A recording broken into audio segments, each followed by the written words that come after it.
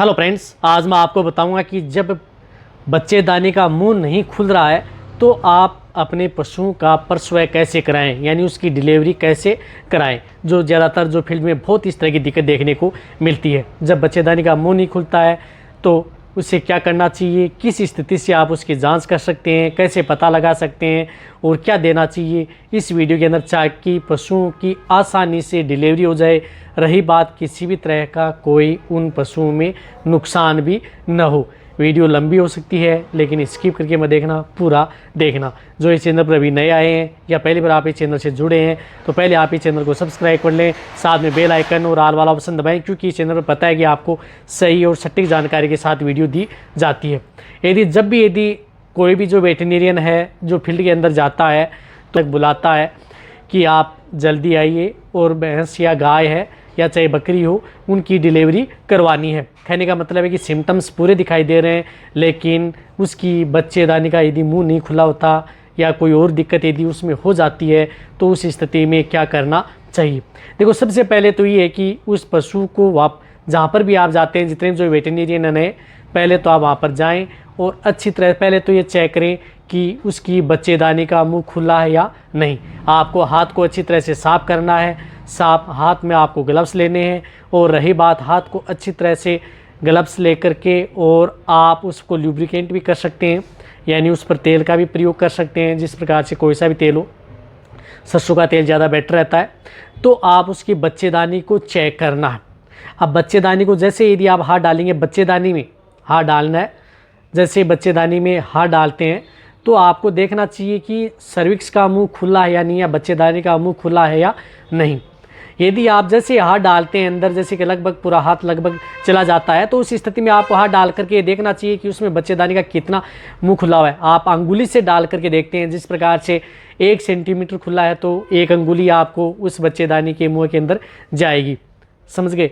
2 centimetre तो 2, 3 centimetre तो 3 अंगुलियाँ, 4 centimetre तो 4। इस तरह से किसी की अंगुलियाँ वो मोटी भी हो सकती हैं। इस तरह से यदि पशुओं की जैसे यदि आप अंदर डालते हैं हाथ, तो पहले आपको ये देखना जरूरी है कि उसका मुंह खुला है नहीं।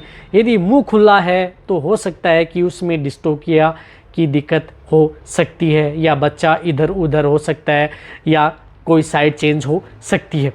रही बात जब बच्चेदानी का ही मुँह नहीं खुला है तो आपकी अंगुलियां 1 से 2 जा रही हैं, तो उस स्थिति में आपको कुछ इस तरह के इंजेक्शन का प्रयोग कर सकते हैं, जिनमें आपको मैं इंजेक्शन बताऊं तो उसमें आप जिस प्रकार से इंजेक्शन आता है एपिडोसिन इंजेक्शन जो आपको दिख रहा है, ये एपिडोसिन इंजेक्शन का प्रयोग उस तरह की स्थिति में आपको प्रयोग करना चाहिए, क्योंकि ये इंजेक्शन क्या करता है कि पशुओं में इस तरह की स्थिति है तो उसको कंट्रोल करने का काम करता है। रही बात, ये इंजेक्शन उस पशुओं में इतना नुकसान भी नहीं करता है। एपिडोसिन इंजेक्शन आता है जो कि ह्यूमन व एनिमल्स में इसी नाम से आते हैं, जिसके अंदर साल्ट आता है वेल्थेमाइड ब्रोमाइड। ये साल्ट जो आपको स्क्रीन के ऊपर दिख रहा है, ये इंजेक्शन एपिडोसिन, ये इंजेक्शन उस स्थिति में उस पशु को लगा देना चाहिए। ये इंजेक्शन कितना लगाया जाता है, जो गाय भैंस में यदि इस तरह की दिक्कत है तो आपको 10 ml ओनली ऑन इंट्रामस्कुलर। कहने का मतलब है कि ये सिर्फ और सिर्फ आपको मांस में ये इंजेक्शन लगाया जाता है। यदि आप मांस में लगाएंगे इस इंजेक्शन को, और रही बात 10 ml यदि आपने लगा दिया तो ये इंजेक्शन अपना काम 20 मिनट से लेकर के 1.5 घंटे के बीच में ये काम करना स्टार्ट कर देता है, या काम कर देता है, फास्ट काम करता है 20 मिनट से। ये इंजेक्शन लगाने के बाद में आपको थोड़ा रुकना चाहिए और फिर आप उस पशु को 20 मिनट बाद में उसे फिर चेक करना चाहिए। यदि 20 मिनट बाद में यदि आप चेक करते हैं तो लगभग पशुओं की जो बच्चेदानी है उसका मुँह है खुल जाता है। रही बात थोड़ा समय लेता है तो आप 90 मिनट तक यानी 1.5 घंटे का भी समय आप ले सकते हैं ज़्यादा। इस समय के बीच में ये अपना काम पूरा कर देता है। तो ये इंजेक्शन इस तरह की स्थिति में आपके पास जो वेटरनेरियन है वह खुद लगा देगा, क्योंकि ये इंजेक्शन क्या करता है कि सर्विक्स का जो डायलेशन में काम में आता है, स्मूथ मसल्स रिलैक्सेशन में काम आता है। रही बात, ऐसा नहीं है कि इंजेक्शन लगाने के बाद में आपके पशु में बहुत ज़्यादा दर्द है, पीड़ है, इस तरह की स्थिति भी आपको देखने को नहीं मिलती, क्योंकि ये एंटीस्पास्टिक भी एंटीस्पास्मोविट जो जिस तरह से है, यानी दर्द को रोकने का भी ये साथ में काम करता है, ताकि आपका पशु ज़्यादा तंग न आए।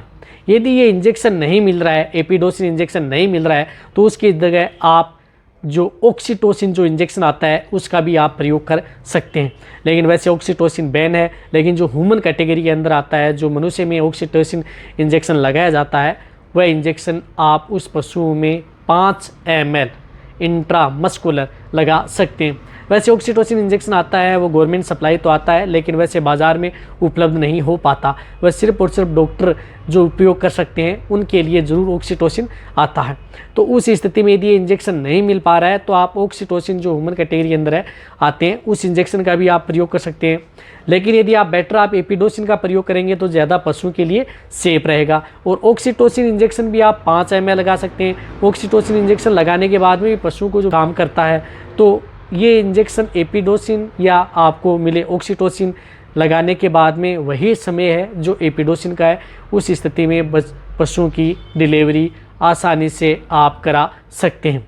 आने के लिए अदर जो इंजेक्शन आते हैं जो बच्चेदानी का मुंह खोलने के लिए, लेकिन यदि पशुओं को सेफ रखना चाहते हैं, पशुओं में किसी भी तरह की कोई दिक्कत ना हो, ज़्यादा पशुओं में कोई नुकसान ना हो, तो आप इन इंजेक्शन का प्रयोग कर सकते हैं। रही बात जो ये इंजेक्शन है, ये इंजेक्शन यदि आप जो फर्स्ट ब्याउत होने वाला है, जैसे गाय है या भैंस है, फर्स्ट ब्याउत होने वाला है तो उसमें दिक्कत होती है, तो आप ये इंजेक्शन उस पशु को लगा करके आसानी से बच्चेदानी का मुंह खोल सकते हैं ताकि पशु में ज़्यादा दिक्कत ना हो। इसी तरह से यदि आप भेड़ बकरियों में भी यदि इस तरह की यदि दिक्कत हो जाती है, परेशानी, तो आप उसमें आप 1 ml से लेकर के 2 ml, जिन भेड़ बकरियों का वजन ज़्यादा है तो उसमें आप 2 ml ये इंजेक्शन इंट्रामस्कुलर, उसी तरह उसकी डोज ऑक्सीटोसिन की 1 ml आप भेड़ बकरियों में भी प्रयोग करवा सकते हैं। दोनों इंजेक्शन आपको एक साथ प्रयोग नहीं कराना है, दोनों में से कोई एक ही इंजेक्शन पशुओं में प्रयोग लेना है। आप देखो, आप अच्छी तरह से समझ गए होंगे। जैसे पशु की यदि डिलीवरी हो जाती है तो आपको क्या करना चाहिए, क्या देना चाहिए, किस बात का आपको ध्यान रखना चाहिए, उन सभी के बारे में मेरे चैनल पर डिटेल से वीडियो बनी हुई है। रही बात यदि आपके पशुओं में बच्चेदानी या प्रसव के समय बहुत ज़्यादा परेशानी होती है तो इसके लिए कौन सी होम्योपैथिक दवा का प्रयोग कर सकते हैं, उनके बारे में भी मेरे चैनल पर वीडियो बनी हुई है, वह आप अपने पास रख सकते हैं। होम्योपैथिक दवा दे करके भी पशुओं में इस तरह की जो बच्चेदानी है उसका मुंह खोल करके आप उस पशु की आसानी से डिलीवरी करा सकते हैं। उसमें किसी भी तरह का कोई भी नुकसान नहीं आता। वह कौन सी है वो आप मेरे चैनल पर जाकर के देख सकते हैं। देखो, जहाँ तक हो सकता है मैंने आपको सही और सटीक जानकारी देने की कोशिश की है।